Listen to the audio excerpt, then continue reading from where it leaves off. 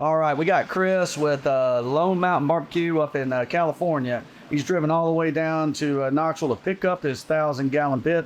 But we had a few questions because Chris has started out in the barbecue a few years ago, I guess. Yep. And we want to kind of know what brought him into it and brought him into the TMG family. So, Chris, how did you get interested in barbecue, and about how long ago have you been interested in it? Yeah, so I lived in Arkansas for 2.5 years after living in California for my entire life, essentially. And we never had much of a barbecue scene out there. So that transition kind of introduced me into a new type of cuisine that I wasn't used to. And I just kind of fell in love with it and wanted to try and start recreating it in the backyard. And that was kind of how it all started.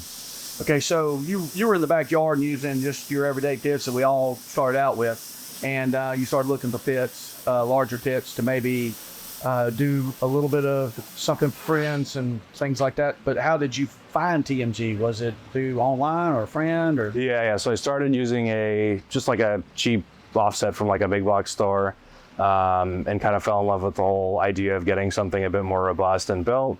Shopped around online and eventually found a video demoing a Copperhead 52 and a Heritage 72.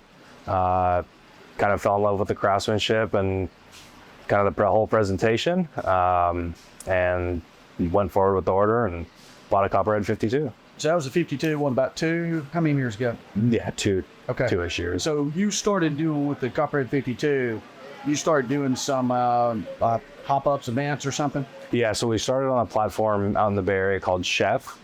And that's basically you cook food, you chill it, you package it, and then you drop it off at kind of a distribution point that handles all the delivery and sort of logistics behind that.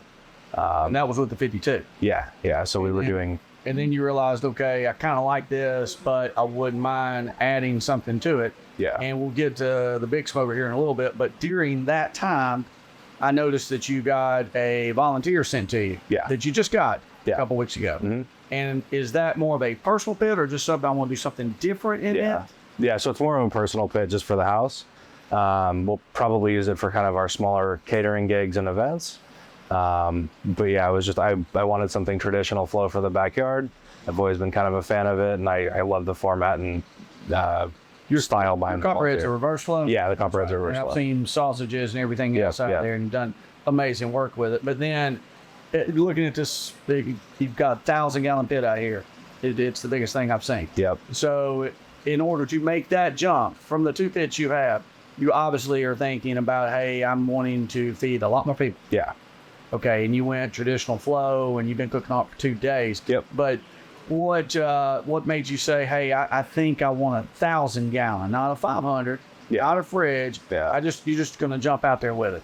Yeah, so we started doing pop-ups, gained popularity pretty quick, started doing kind of the brewery and winery scene out in Novato, which is where we're from, and we're just selling out real quick. Even with the 2 smokers you have, you're selling out. Yeah. And so, okay, you've used this for a couple of days. I know it's a lot of people. There's been 100-something people here today.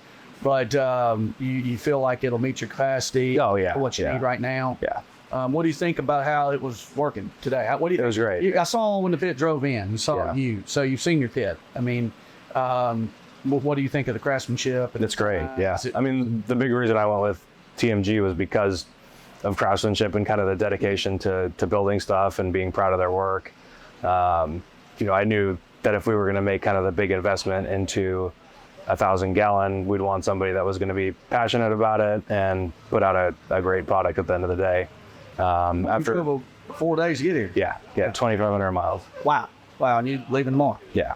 Going back. So you get back out there. You've obviously got a full schedule coming up, I'm sure. But do you have? Are there future ideas you have for your business? Is this going to be something you would like to transition more into? Yeah. Or is it like, hey, I want to keep it this big? Yeah. So I mean, I work in tech right now. I would like to transition to doing barbecue full time at some point. And I think probably the only thing we'd really look to add kind of to the arsenal would be some kind of direct heat cooker in the future. Do you have help that helps you with barbecue? Yeah. We got family and some friends that come out and help. And what style barbecue is, are you in California? Are you introducing a Texas style, a Tennessee style, a Arkansas style? Yeah. They use a different style out there. Yeah, mostly just kind of anchoring on the whole Texas style kind of layout.